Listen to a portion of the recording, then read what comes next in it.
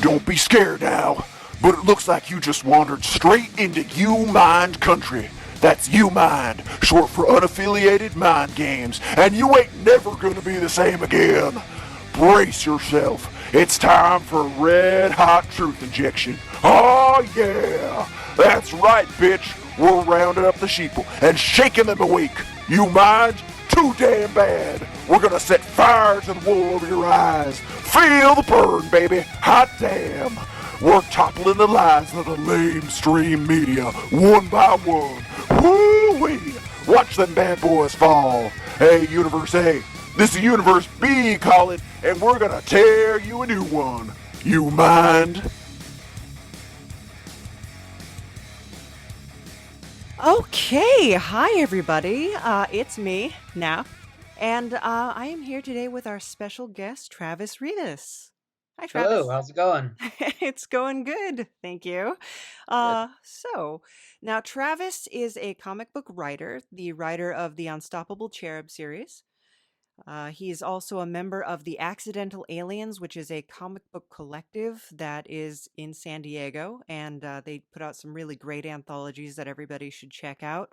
Now, Travis is also sort of fronting his own comic book company called Super Abled Comics, which we're going to talk a little bit about here, which is an amazing project that I really can't wait to dive into.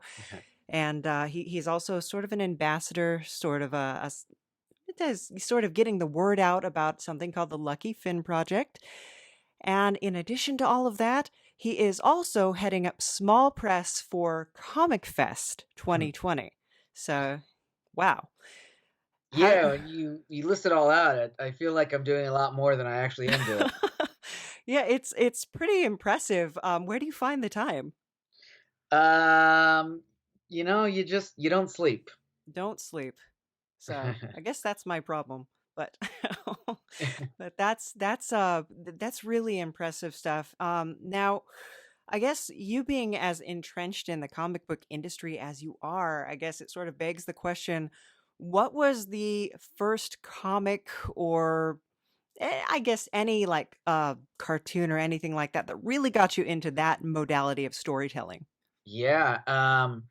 Well, there was two really big things when I was a kid. The first one was the death of Superman. That was the Mm. first time I remember going to the comic book store and wanting to figure this out because even if you didn't read comics, everybody knew who Superman Oh was. yeah. And when they were doing that storyline, I remember thinking like, there's no way Superman could die. How's that possible? Um, but my dad took me to the store, and I remember just lines out the door of people waiting to buy that black bag uh, comic of the death of Superman. So Mhm. that's what really kind of got me reading. And then afterwards, there was like the four replacement Superman that I got really into. Um, but it was that along with X-Men, the animated series, and X-Men comics that really kind of cemented my love for that because as you kind of touched on in your introduction, um, with the Lucky Finn project, I have an upper limb difference. I have a disability. So growing up, I never really saw anybody who looked like me either in real life or in comics. And so with X-Men, it was all about being this kind of outsider and finding your communities. So X-Men, when I didn't have my own real life community, they were there for me in a way that they were a community for me in a sense when I didn't have a real life one. Mhm. Mhm. And your upper limb difference, is that perhaps the inspiration behind Unstoppable Cherub? And if you could talk a little bit about that plot line. Yeah, absolutely. So my upper limb difference is called thrombocytopenia-absent radius, Hmm. or it's called TAR syndrome for short. So that has several conditions that come with it, but the one that everyone can see is the fact that I am missing my the radius bone in both of my forearms. And what that does is that causes my forearm, the rest of my forearm to kind of bend and bow, and I have shorter arms than other people do. And I had a lot of corrective surgeries growing up as a kid. I had pins in there. I had metal screws and plates and all kinds of hardware in me. And as I had mentioned when talking about the X-Men, I never really saw anybody who looked like me. I remember when I was a kid in about middle school, we had heard these rumors that George Lucas was going to be filming the Star Wars prequels and the backstory to Darth Vader. And I remember talking with my friends at the time and saying, "Oh, we should go to Hollywood and we could try out because, you know, one of us could be young Anakin Skywalker." Mm-hmm. And I joked around with them about it, but I remember at the same time thinking, I say this, but I can't, because even in Star Wars, there's nobody who looks quite like me. And that's something that always kind of stuck with me. And when I knew I wanted to make comics, one of the very first things I wanted to do was create a superhero with shorter forearms like I do. And one of the little nicknames for our arms in the community are little wings or angel wings, and I just kind of put that together with Cherub, because I know cherubs have these little tiny wings, and I created the Unstoppable Cherub. Very cool. Yeah. Now, the lead character in Unstoppable Cherub, she has the ability, when her arms are shortened, she has increased strength, correct? Correct. Yeah, so the lead character, her name is Akari Monroe. She has a little bit of the Superman backstory, where her father found her spaceship pod on the beach one day and brought this child home to raise her, and he discovered that she had this ability to change the shape of her arms. And so the storyline is that she can stretch and she can look like everybody else, or look I don't want to say normal, but, you know, look like she has longer arms. Mm-hmm. But when she does that, her arms are much weaker than everyone else. But when her arms are shorter in their natural state, that they're 10 times as strong as a normal human being would be. So I really wanted to play up that story that the more true to you, the truer you are to yourself, the stronger you are as an individual, and the more things you're able to overcome. You know, once you really kind of accept this person that you are, that you're not quite like everybody else, then you're really able to be who you are. I think that's a great message, and I think it's really fantastic that you are reaching out to younger people with your Lucky Finn, that being an ambassador as you are with Lucky Finn. Now, have any of the kids that you work with have they read any of your comics, and what's their response been? Yeah, I just want to clear up something real quick there. Okay. I wouldn't call myself an ambassador. Lucky Finn Project, they actually Yes. have official ambassadors. I'm just really more of I would call myself an active member of the community. So a little bit about Lucky Finn Project. It's a nonprofit organization Mm-hmm. that raises awareness about individuals with limb differences and supports the individuals and the families of those individuals in various ways. And one of those is by bringing people together and creating this community. It's been going for a while now. I want to say probably about 10 years at least. Maybe less than that, but for a while. And they every year they kind of have this annual retreat in Troy, Michigan. And I just found them one day randomly on social media on Instagram, and I started following Lucky Finn Project and learning all about all these individuals, and they had actors and actresses with limb differences. There were singers, there were children's book authors, there were musicians, there was all kinds of great things going on with people who have congenital amputations, who have acquired amputations, who are missing whole limbs, who are missing some fingers, who have shortened arms like I do, who have all kinds of things, who may be missing their hands, who any kind of upper limb different or amputation or disability. This organization really wants to get the word out that we're not limited by what we are missing. Right. And so I flew out 2 years ago to meet these people that I've been following online, not like out to their cars or anything. And it was a really kind of transformative experience for me because, I'd been writing the Unstoppable Cherub for a little while, but to really kind of meet not just dozens, but hundreds of other people who look like me or have this shared experience. This community was just very, very overwhelming, and I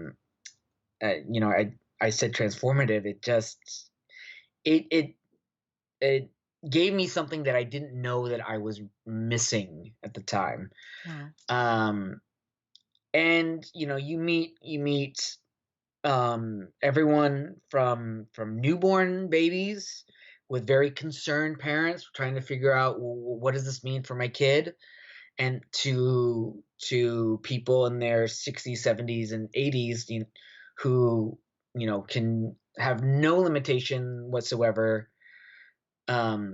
with their disability.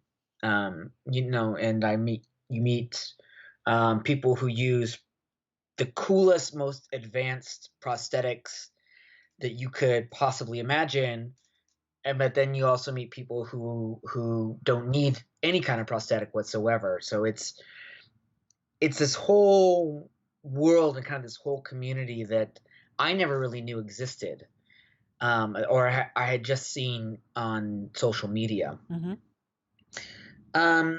And the founder, Molly Stapleman, she was kind enough to let me go out and sell issues of Cherub, and I got to really, really show what my intended audience was. This project that I had been working on for a couple years, and it was a feeling that I'd never really.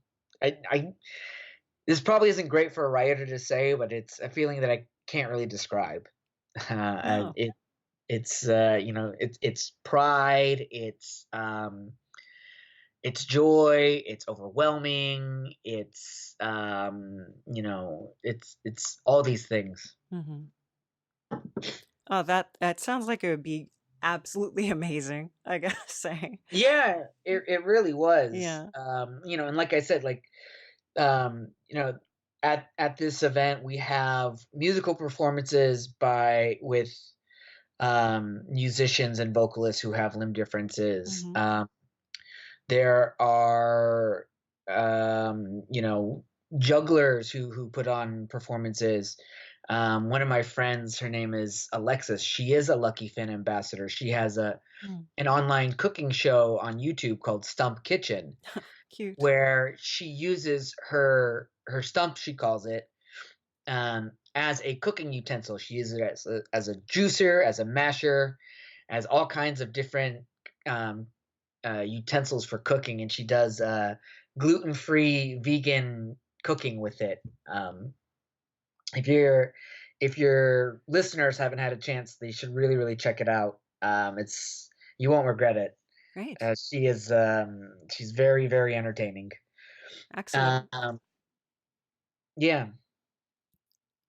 Okay. Well, I mean, that sounds good. We're definitely going to try to put the link in the description box, guys. So when I'm editing this, I'll make sure that I go through and do that so everybody can check her out. And of course, Lucky Finn is named after the character from Finding Nemo, Nemo himself, right? And his, Yeah. yeah. So I briefly mentioned Molly.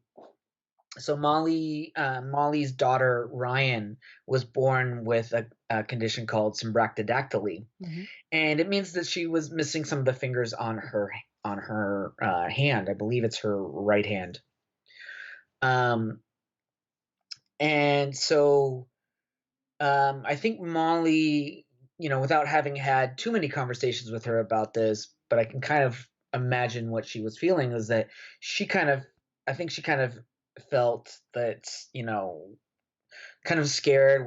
What did this mean for her child at the time? And she kind of she founded this organization called the Lucky Finn Project to raise awareness. And the thing about Nemo is that, Nemo has one fin smaller than the other, and they call it his lucky fin. And so it's this language that a lot of people were never, like, that I didn't have growing up. How do you describe to kids, oh, well, why are your arms like this? Why is your hand like this? Why are you different? As a kid, it's a lot to say, well, I have thrombocytopenia-absent radius, and my mom and dad just happen to have the right genetics that kind of put that together. No, a second grader, it's very difficult for a child to remember all of that. So the great thing about Nemo was that it gave us this language of the lucky fin. Oh, that's just my lucky fin. And then from that, Molly named the organization Lucky Fin Project after that. And it just kind of simplified it and gave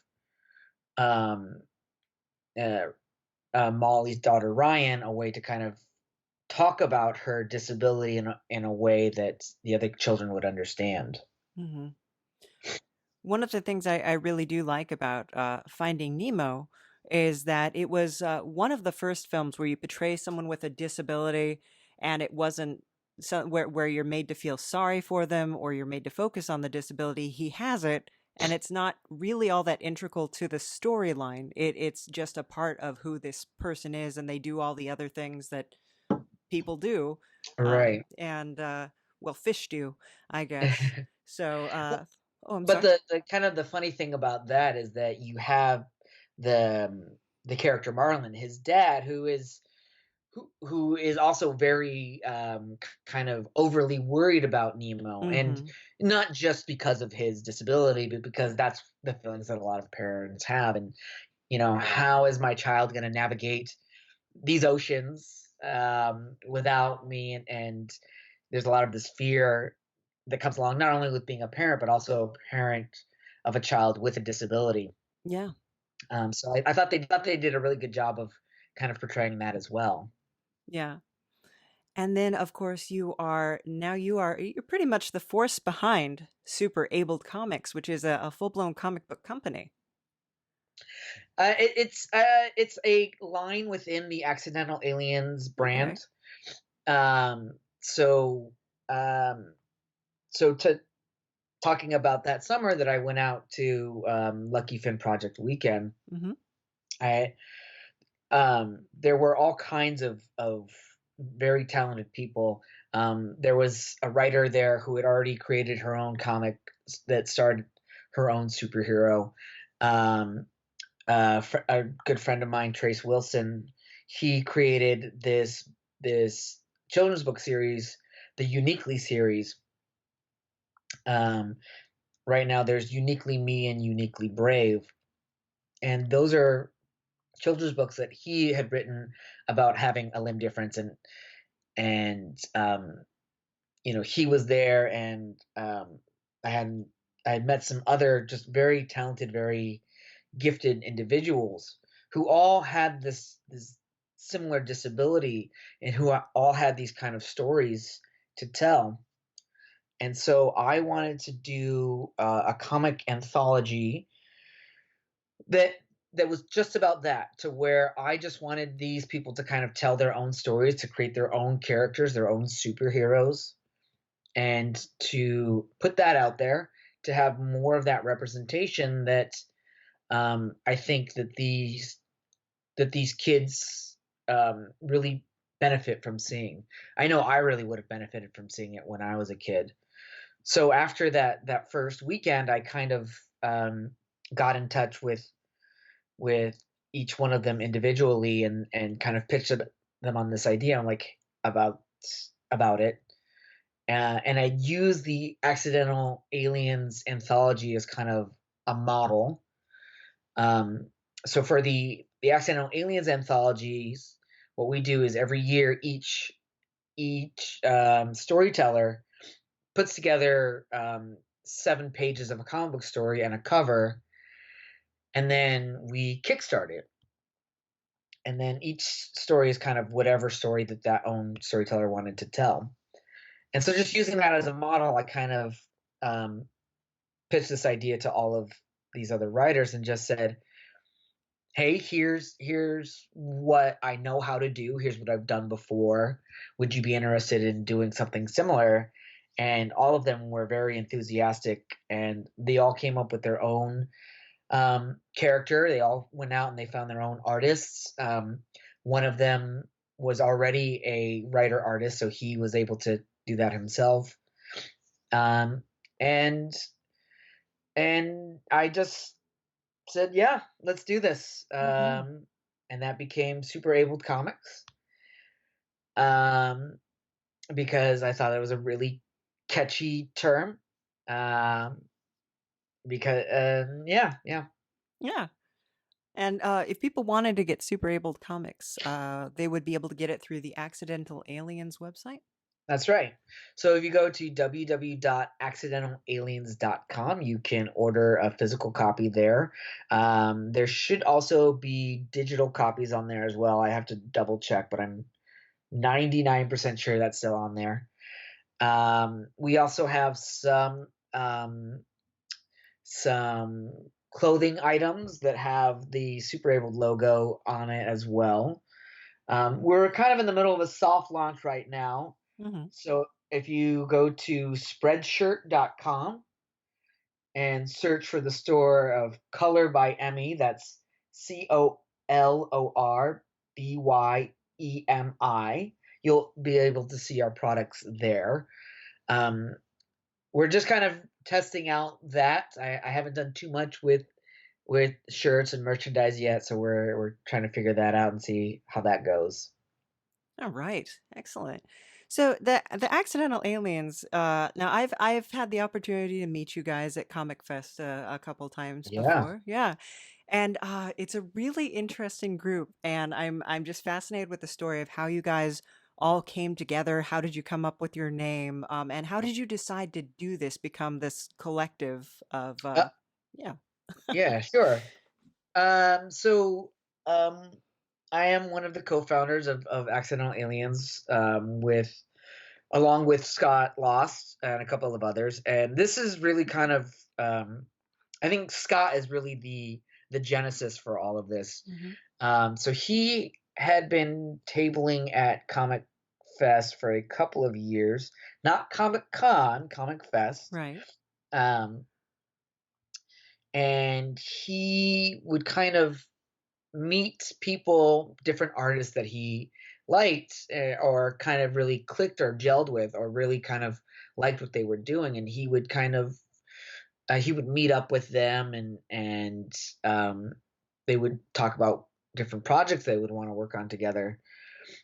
And when I made the decision that I really wanted to break into the industry, that I wanted to go to conventions to not just buy comics, but to network with people. The first show that I went to was Comic Fest, and one of the very, very first people I ever spoke with was Scott Lost.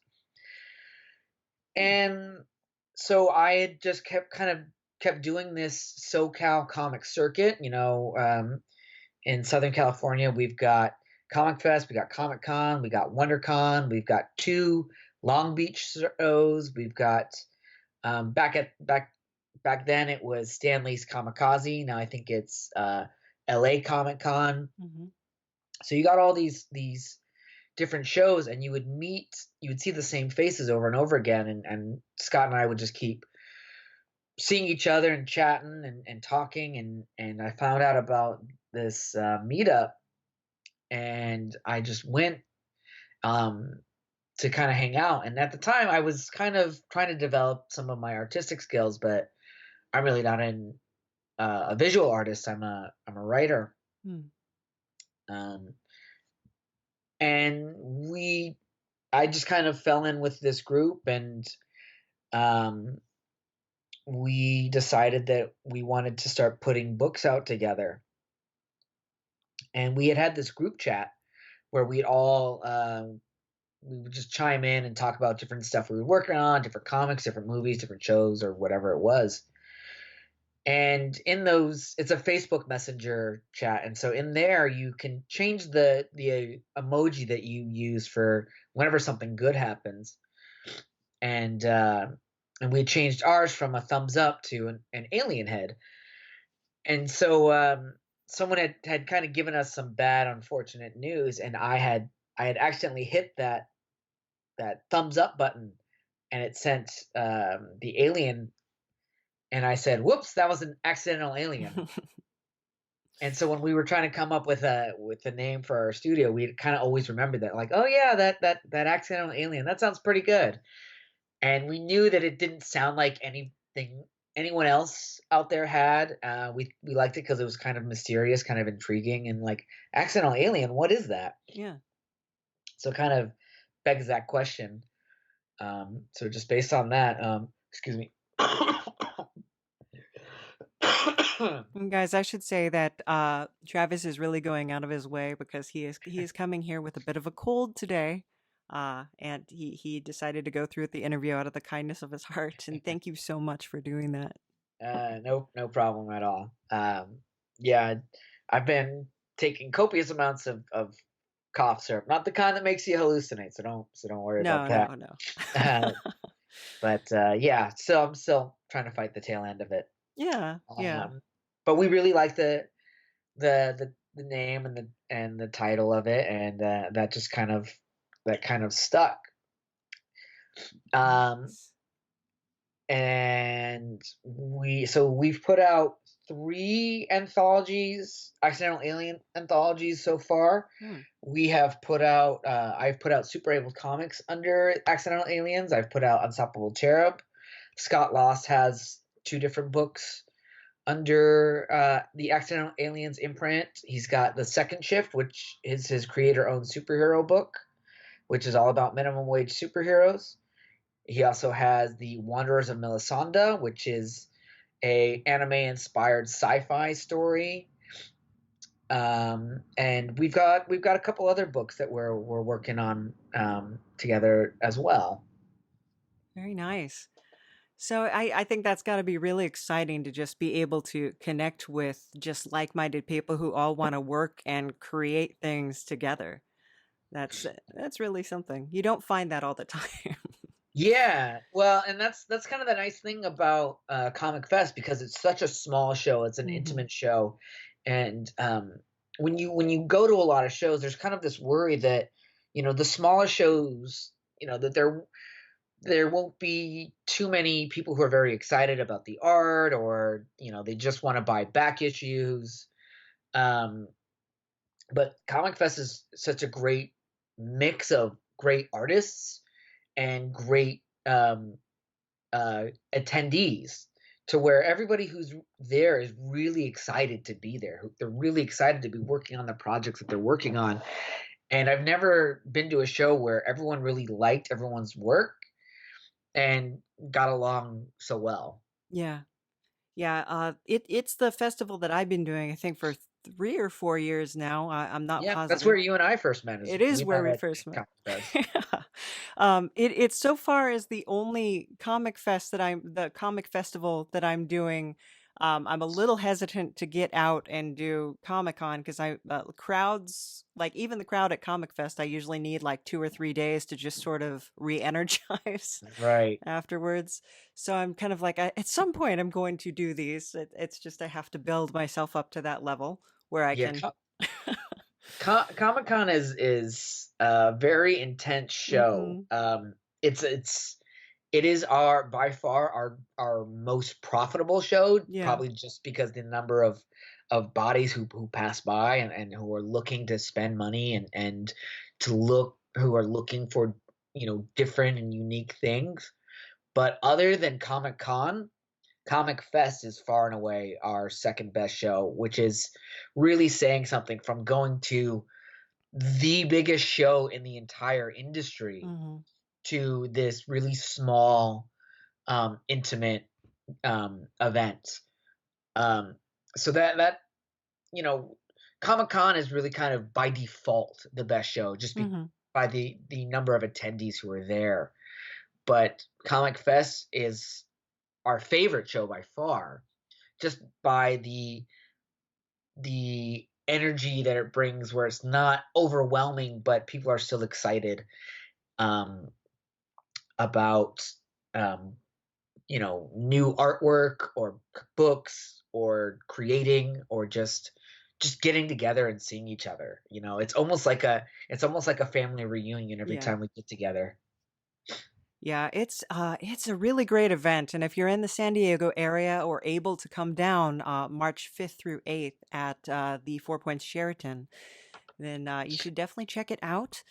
But one of the Yeah, we're big, only 3 weeks away, or yeah, I 3 or know, 4 I'm is, is getting recorded. scared. I have to start making prints. Um, but one of the big things that's happening this year is that you are heading small press. Yeah, they brought me on as the small press director. Yeah. So prior to this year, Comic Fest has only had an artist alley, and not being an artist myself, I had submitted a number of times to get into the alley so I could sell my books, and I tried to sneak in under their radar, but unfortunately, the show is kind of too intimate to be able to do that. Yeah. Um, so because I wasn't able to kind of produce my own artwork at the table to sell commissions or to sell prints, they understandably had to say no. But there had been enough discussion, and enough of support, I guess I should say, to where there's really this demand to have a small press. Um, and so Matt Dunford, who is also with Comic Fest, he asked me if I would head up the small press this year, and so it's been fun. I get to kind of approve people's applications and make sure that they actually have a book to sell, and I'm the guy with the big rubber stamp that says approved Yes. tonight, wait list. Uh, it's never before have you seen so little power go to somebody's head so quickly. I guarantee you. Wow. But no, it's fun. I'm really excited about it. I think it's going to be a really really great show. We've got Hmm. a lot of great artists who who've moved from Artist Alley over to Small Press because they have books that they want to sell as well. Yep. I'm one of Uh, them. oh yeah, that's right. You Yeah. and Scott Lost is going Oh, to be with nice. me there in Small Press, and a number of others. So it's going to be a lot of fun. Oh, very cool. And you guys, if you want to meet Travis, meet me, Scott Lost, or any of the accidental aliens, they are going to be there. And all of these comic books that are coming out, the sort of independent comic books, are really a unique experience because you're getting something that it hasn't been sort of manipulated by focus groups or the industry or anything like that. That this is really just raw entertainment, and it's kind of one of those things where it's instead of trying to appeal to a certain demographic, your demographic is coming to you, the people who it really resonates with. Find you, find your book, and then they come back the next year and like, when is the next issue out? And it's kind of amazing. Yeah, So, I'm a big fan of big two, industry comic books. hmm And there's a lot of great books out there that unfortunately get canceled way too soon because they can't find their audience. yeah. The comic book industry is one of those things where I think all the creators really put a lot of hard work and passion into it, but unfortunately, if the book's not selling, they can't the companies can't put that out. hmm On the indie circuit, it's really just about that passion of the creator to where it exists because we want it to exist. Um, you know, I might only sell a few issues or copies of Cherub every show, but that doesn't stop me from saying, from putting out the next one or having hmm ideas of how to make the next one better. I make this book because I want to make it. And if other people like it, that's great, but that's not the necessity for me to put out the next one. hmm hmm And I think that we're starting to see a lot of like I met the author behind October Faction Mm, a couple comic fests ago, and now that's a series on Netflix. And the San Diego based company IIDW actually yep, put out Lock and Key, which is by yeah, Joe Hill with Gabriel Rodriguez doing the illustration, and now that is also on Netflix. So yeah, you're starting to see the industry really like looking to comics and saying like, hey, this is a valid form of storytelling. yeah. I mean, San Diego has such a great history with the comic book industry, hmm that goes beyond just Comic Con. And San Diego is a comic book town, and I one of the things that I hope gets accomplished with Comic Fest is that people kind of know that, like, we're not just about comics just for a week out of the year. We're about it, 52 weeks a year. hmm Yep. We've got a great community, a great bunch of shops here, a bunch of great store owners who allow us to set up and sell. A lot of really cool independent creators. Keith and Jones of Kid Comics is here, and he put together his own show. He's doing Black Comics Day Yeah. in February, which this year is the first time it's going to be more than just a 1 day show. Mm. Um, we've got a really great community. I remember when I was in college, I was reading about. I really really idolize the beat writers, Jack Kerouac Yeah. and Allen Ginsberg, and like think about this really cool and kooky community that was taking place in San Francisco during the 50s and the 60s, and all the things that they were getting into, and I would idolize that, and I want to be part of a community like that. But it's kind of cool because now I find myself in a similar, though much less drug induced Right. community uh, community here in San Diego, and it's kind of cool to feel like an active member of San Diego's independent comic book scene. hmm Yeah. I I see. I have always compared it to Lost Generation and Paris, and it's Okay. interesting to hear your take on it is Yeah. being a little more modern. But yeah, that is exactly what it's like. It's just this collective of people who all kind of like they're very art minded, very interested in storytelling and Right. communicating these things that are running around in their head, running rampant.